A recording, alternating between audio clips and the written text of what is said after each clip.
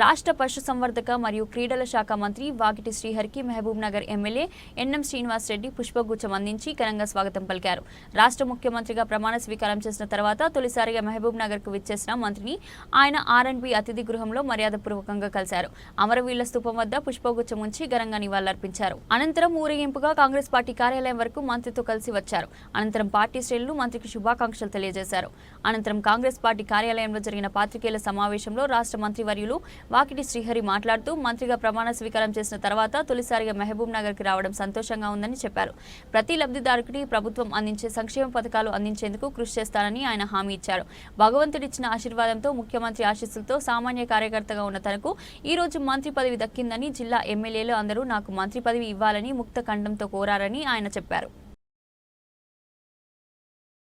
పాలమూరు ముఖ్య నాయకులు మా ఎమ్మెల్యేలు ఏ నమ్మకంతో, అదే మాదిరిగా పాలమూరు ముఖ్యమంత్రి మన అన్న రేవంత్ అన్న ఏ ఆశతో అయితే, ఏ లక్ష్యంతో అయితే నన్ను ఈ స్థానాన్ని నిలబెట్టాడు, ఏ విషయంలో కూడా వెనక్కి తగ్గకుండా ఇది నాకు దొరికిన ఒక భాగ్యంగా భావించి ఈ 3-4 సంవత్సరాల్లో ఈ వెనుకబాటుతనానికి గురైనటువంటి పాలమూరు కోసం అందరం కూడా సమిష్టిగా కలిసి పనిచేసి ఖచ్చితంగా ఒక మార్కును పాలమూరు ముఖ్యమంత్రి ఉన్నప్పుడు మంత్రి తీసుకునేటువంటి నిర్ణయాలు ఇంత అద్భుతంగా ఉంటాయనేటువంటి ఆలోచనతో బీదాది బీద, పూర్ టు పూర్, లబ్ధిదారుడు ఆఖరి లైన్ నిలబడ్డ ఆఖరునికి కూడా నేను లబ్ధి చేకూర్చాలనేటువంటి ఆలోచన పెట్టుకొని నడిచేదే కాంగ్రెస్ పార్టీ. కాబట్టి ఆఖరి పంక్తిలో ఉన్నటువంటి ఆఖరి వ్యక్తి వరకు లబ్ధి చేకూర్చే ప్రభుత్వ ఫలాలను తీసుకుపోయి వాళ్ళకి అందించే విధంగా మా మొత్తం ఉమ్మడి పాలమూరు మంత్రి నేను ఒక్కరినే కాదు, ఉమ్మడి పాలమూరు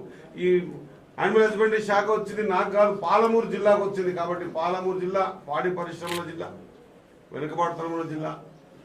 ఖచ్చితంగా ఈ నాకు ఇచ్చిన అవకాశాన్ని మొత్తం అందరితో క్లబ్ చేసుకొని పూర్తి స్థాయిలో ముందుకు తీసుకుపోయే ప్రయత్నం పరిపూర్ణంగా చేస్తానని తెలియజేసుకుంటూ, ఇక మిగతా విషయాలకు వస్తే నన్ను దాదాపు 2014 నుంచి 2018 వరకు మొత్తం అందరూ జిల్లా పరిషత్లో చూశారు. ఆ రోజు నా మీద దాడి జరిగినా, నా మీద కేసులు పెట్టించినా, నన్ను కొట్టించినా, మెడబెట్టి బయటికి నూకినా కూడా ఎక్కడ కూడా ఏ విషయంలో కూడా బెండ్ కాకుండా ప్రజలకు అవసరం ఉన్నటువంటి ప్రతి చిన్న విషయాన్ని, సందర్భాన్ని కూడా ఆ ఉమ్మడి జిల్లా పరిషత్ ఒక అద్భుతమైనటువంటి, ఈరోజు అసెంబ్లీ కూడా అంత గంభీరంగా జరుగుతుంది, అంతకంటే గంభీరంగా జరుగుతున్నటువంటి ఉమ్మడి పాలమూరు జిల్లా పరిషత్ మీటింగ్లో ప్రజల గొంతై ప్రజల కోసం 5 సంవత్సరాలు ఎన్ని కష్టాలు పెట్టినో నా మీడియా సోదరులకు అందరికీ తెలుసు. ఇవన్నీ కూడా ఆ రోజున మాట్లాడి ఎక్కడ కూడా శ్రీహరికి ఏమో కావాలని కాదు, పేదోడికి కావాలని చెప్పేసి ఆ రోజు రైతాంగం లేదా రైతులు బోర్లు, లీజులు, నీళ్లు, బోర్లు, ట్రాక్టర్లు దాళ్ళ విషయంలో ఈజీఎస్ కోసమే ఆ రోజు పోరాటం చేసినాం. మరి అటువంటి పోరాటం చేసినటువంటి సందర్భాన్ని మరొకసారి గుర్తు చేసుకుంటూ ఇప్పుడున్న పరిస్థితుల్లో ఒక మంచి అవకాశం వచ్చింది. కాబట్టి ఖచ్చితంగా వెనుకబాటుతనం గురించి, ఈ జిల్లాకు సంబంధించిన ప్రతి సందర్భం గురించి మన జిల్లా, మన మంత్రి, మన ముఖ్యమంత్రి గారు ఉన్నారు. కాబట్టి ఖచ్చితంగా